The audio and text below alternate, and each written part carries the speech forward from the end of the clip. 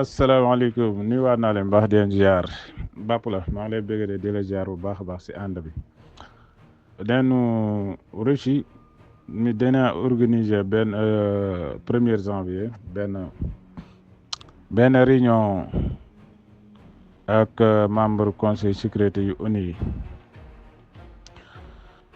thème bi nag lenn la mooy principal mooy que ni crime yaa xamante ni force armée ukrainien ñoo ngi koy def si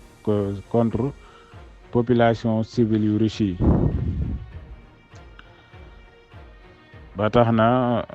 comme nin ko xamle ne le 1er janvier si la Russie di déposé lool si ONU. nee na crime bi nag bokk na si Solidovo si ay ànd ak ay témoignages yu leer yu leer. ba tax na neenu loolu première ki xamle loolu mooy que ni mooy ki annoncé loolu mooy premier représentant permanent adjoint bu Russie bi nekk Nations Unies ñu naan ko Dmitry Polyanski mooy borom neel bi moom dafa neel bi dafa leer nañ macha allah. ba tey bokk na ci information ne président bu bees bi nu fal États-Unis mooy Donald Trump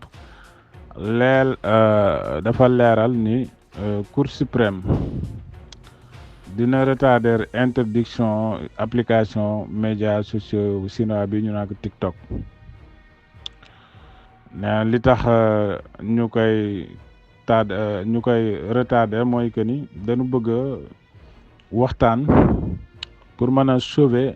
plateforme boobu pour mu mën a des États-Unis si fonction bi nga xamante ni mi ngi ko doon def sa biir États-Unis.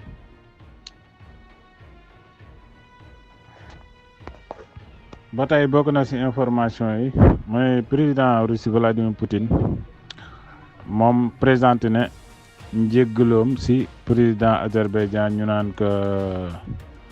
naan ko Ilham Aliyev. mais li ko waral nag mooy crash su avion Azerbaïdjan bi daanu woon fan yi ndax neenu attaque boobu nee na kii bi li ko waral li daaneel avion bi li ko waral mooy que ni dafa am benn drone Ukraine bu doon surveiller ci kaw Russie léegi drone boobu moom la Russie doon aji far laalaale avion bi loolu la ñu xamle. ba tax na nee nañu comme dafa nekk loo xamante ni par erreur la Vladimir Poutine moom jéggalu na président bu Azerbaïdjan si erreur boobu nga xamante ni am na seen diggante. ba tey bokk na si information yi sëñ Maguette maa ngi lay nuyu bu baax a baax si ànd bi. Zelensky déclaré ni moom nee na Zelensky déclaré ne plusieurs fois que ni moom du autoriser gazu Russie bi di jaar biir Ukraine bi loolu loo xam ne nee na moom wax na ko plusieurs fois que ni du autoriser gazu Russie bi di jaaraat biir Ukraine une fois pour maanaam wax na ko te tey la koy mujj wax que ni neen accord bi entre Russie ak Ukraine gaz bi daan jaar biir Ukraine nee na accord bi mi ngi waaj jeex fii ak quelques jours ba tax na bu jeexee moom du ko prolongé waat. donc Bloomberg ni Zelensky dafa war a xalaat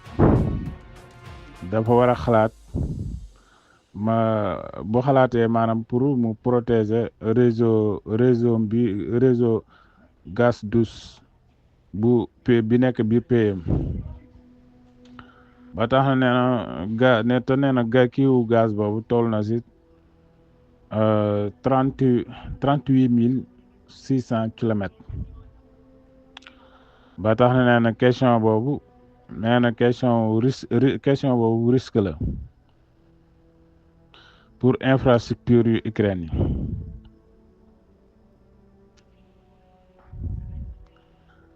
maanaam xalaat na ni daal loolu noonu Zelensky di def mën na delluwaat si Ukraine ba tax na daal nee na Zelensky daal war na jaare côté diplomate moom la déclaré moom Christian Gunnover moom chercheur principal bu groupe réflexion GPS bi nekk Bruxelles moom moo xamle loolu nee na daal gaz bi bu fekkee ni Zelensky moom ba léegi fi mu taxaw la taxaw li mu jéem a xañ Russie noonu mën na delloo ko waat ci kawam ba tax na nee na Zelensky daal dafa war a def sabotage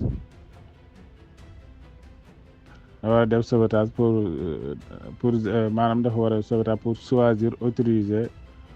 maanaam daal dafa war a sauver Ukraine ak yeneen pays yi nga xamante ni ñoo ngi utiliser ci gaz boobu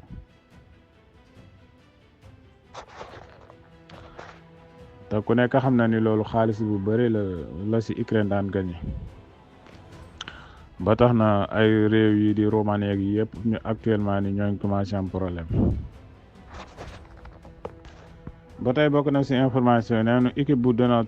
Trump ñoom actuellement ñoo ngi chercher pour établir ligne directe ak principal conseil bu président Xi Jinping maanaam dañu bëgg a jot ki nga xamante ni moom moo jege conseil bu principal bu Xi Jinping pour mën a waxtaan ak moom maa waxtaan ci côté diplomatie actuellement nii administration Trump loolu la bëgg ba tax neen loolu nekk na léegi lu officiel malgré nee na par rapport ak rupture bi ñëpp tegoon seen bët moo chinois yi ak administration Biden ba tax na nee na communiqué ak Chine ci dernière année yi moo tax maanaam communiqué amul woon entre Chine ak États-Unis ci dernière année yi ki xam ne loolu nag mooy Wall Street Journal ba tey bokk na ci information jeu bi am boobu ba léegi entre Chine ak Taïwan ak États-Unis moo waral ngeen gis pion leader yooyu maanaam États-Unis nekk pion leader Chine nekk pion leader Taïwan nekk ci diggante bi c'est-à-dire daal ñoom boobu ba léegi daal ñoo ngi ci ay jeu tactique ba tax na ministère bi yor wàllu défense bu Taïwan bi dafa xam ne ni ñoom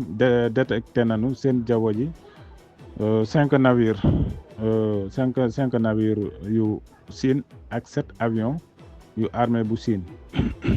ba tax na nee na ñoom actuellement ni ñoo ngi xool situation yi bu fekkee dafa laaj ñu war a réagir rek ñoom di ngeen réagir ñoom waa Taïwan ba tey bokk na ci information yi moom président Ukraine Volodymyr Zelensky tontu na menace yi nga xamante ni premier ministre Slovaquie def na ko moom Robert Fico mooy couper approvisionnement yu électricité Ukraine maanaam li ko waral mooy que ni décision bi nga xamante ni Ukraine def na ko pour maanaam mooy suspendre transit gaz bu Russie ba tax na Zelensky nag ay mbiram kenn xam ko ndaxte yow nit ki mënul soxla gaz bi nga xamante mooy mi ngi jaar sa biir réew aussi tamit yow boo soxlaa kii énergie d'urgence moom moo la koy jox ba pare yow nga koy xañ gaz boobu nga xamante ni moom mi ngi koy jënd pour di si mën a defar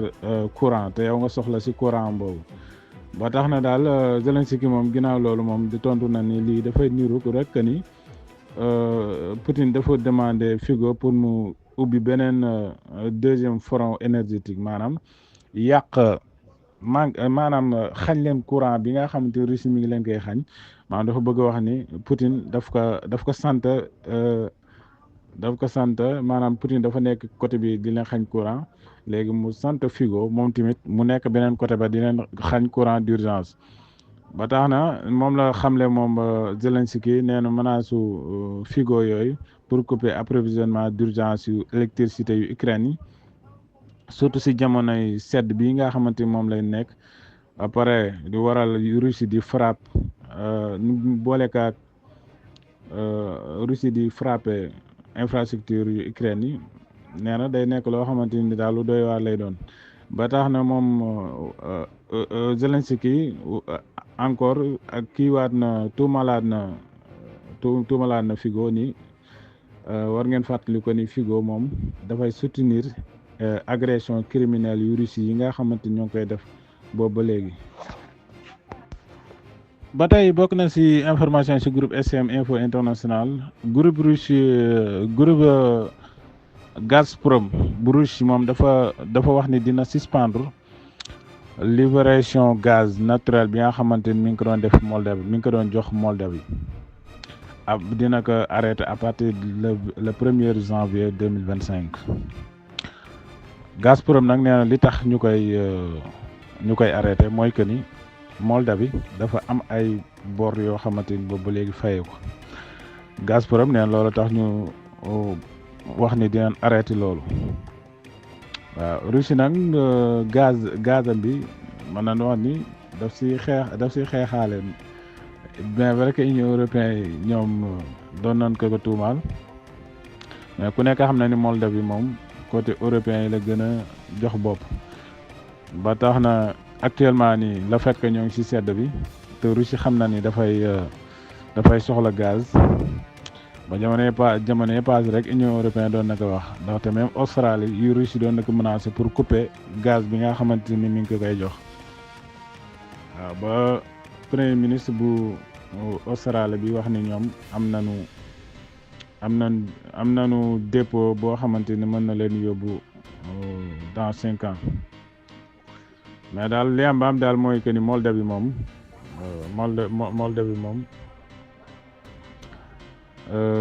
Russie dina arrêté gaz bi mu koy jox moom.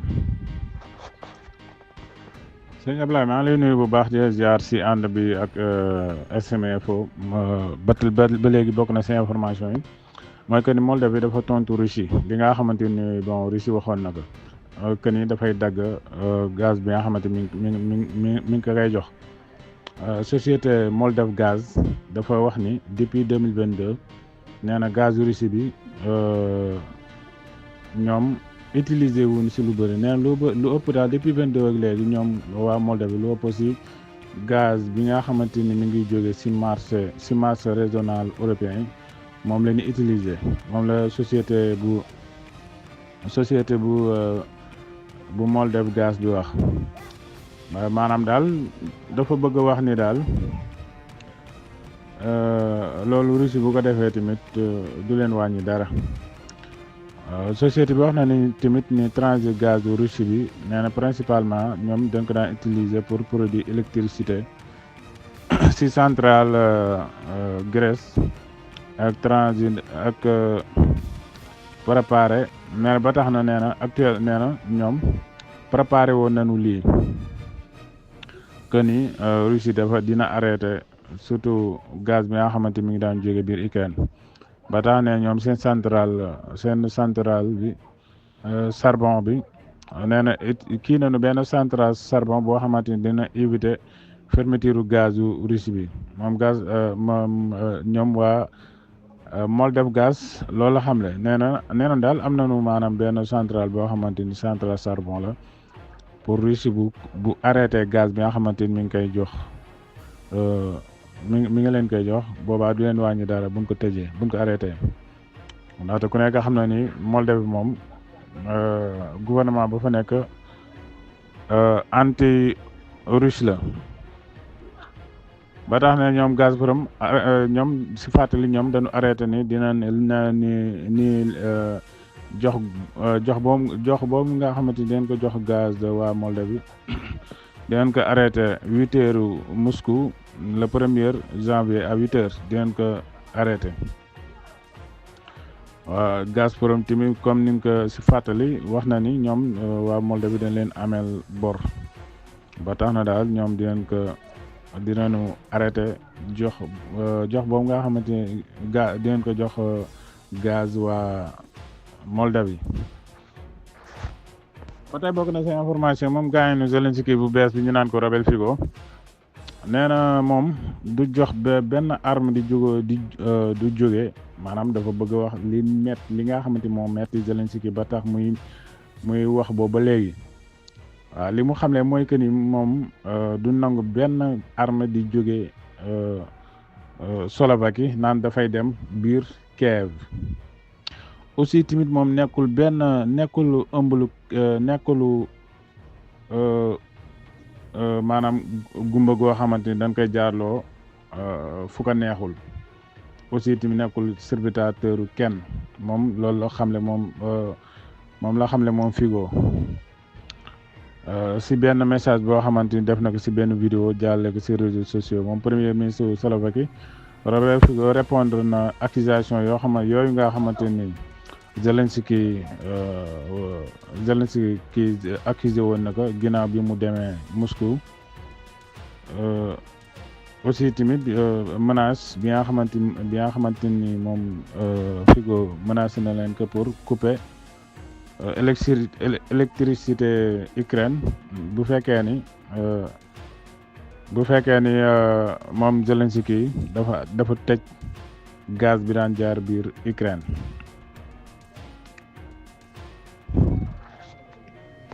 ba tey bokk na ci information moom ancien président bu Corée du Sud moom ba léegi ay accusation ñoo ngi koy topp waaw moom Yoon Suk Yeol moom dañ wax ni moom dafa joxoon ordre militaire yi pour ñu dugg ci biir pour ñu forcer député yi nga xamante ñoo nekk ci biir kii ensemble ba comme maanaam bu kiiwu Sénégal comme ensemble bi nga xamante fa la député yi nekk mais dafa joxe woon ndigal pour ñu forcer leen ñu génn biir ensemble bi nee na si noonu si noonu nee na dem na ba joxe ndigal que ni même bu fekkee dafay laaj ñu tirer leen bal mooy nee na jamono yooyu nag le 3 ak le 4 décembre la woon wala loolu amoon ba tax na benn journal bi ñu naan Sosun Libo moom moo ko publié le 27 décembre que ni accusation yi daal accusé nañ que ancien président bu sud-coréen aussi tamit nee na parquet bi porte na plainte militaire Obi de pouvoir contre ancien ministre coréen de la défense Kim Jong-un nee na kooku tamit parquet bi porte na ko plainte comme ni ñu ko waxee nee nañu abus de pouvoir lañ ko toppi moom ancien ministre de la défense bu Corée du Sud. ba tey bokk na ci information Russie ginnaaw bi Union européenne dóoree ay citoyen lu tolloo ko 15 paquets sanctions ñu dóor ko citoyen Russie ñoom Russie fayu nanu ñoom tamit que ni tey le 28 décembre ministère bi yor wala affaires étrangères dafa xamle ni ñoom élargissement nanu lu tolloo ko maanaam liste boo xamante ne ay citoyens Union européenne lañu que ni citoyens Union européenne yooyu tere na leen ñu dugg biir territoire Russie waaw ñoom dañu nee na loolu li tax ñu def ko mooy que dañu tontu Union européenne ci sanction bi nga xamante ni defoon naka def benn liste noire ay diplomate yu Russie looloo tax ñoom tamit ñu fay seeni diplomate. ba tey bokk na ci information yi neenu moom Igor Koromenko dafa xamle ni moom ambassade bu Russie bi nekk biir Niamey ak Bamako dafa xamle ni le 28 décembre que ni Ukraine ginnaaw bi mu manulee ak bi mu sonnee ci biir opération spéciale bi loolu moo tax moom Ukraine mu ubbi beneen front ci biir Afrique ci dëkk yi nga xamante ni ñoo ngi allié ak Russie waaw nee li tax mu ubbi ko nag mooy que ni dafa échec ci opération spéciale loolu tax mu ñëw biir Afrique di jéema di jàppale terroristes yi nga xamante ni ñooy xeex ak allié Russie yi. donc fi ñu koy jeexalee mooy que ni Russie ginnaaw bi mu léebe woon organisation ni taliban yi que ni da leen jële woon ci organisation terroriste yi maanaam daf leen Russie da leen jàpp woon comme touriste mais daf leen ci génnee woon ginnaaw bi mu leen ci génnewee nag tey Vladimir Poutine dafa kiiwaat beneen loi boo xamante ni dafay suspendre loolu que ni léegi ñoom dañuy boole taliban yi encore ba léegi ci groupe terroriste yi nekk ci àdduna bi maanaam waa Russie dañuy jàppe taliban yi comme terroriste ginnaaw bi ñu leen ci génnee actuellement delloowaat na leen ci ñàkkul ne nag am na lu tax Russie delloo leen ci donc xam naa mbokk yi foofu laa leen di tàggoo yéen wax ni jàmm ak jàmm suba ak jàmm incha allah di jaajëfal gars yi ma àndoon si information yi yëpp Cheikh Sylla suñu Ablaye ak suñ Maguette Tall bi suñ Saliou ak MBZ Daouda yéen ñëpp maa ngi leen di bégg di leen ziar di bégg waa kër gi yëpp macha allah suñ Babacar Lo Argentine maa ngi lay nuyu bu baax a baax.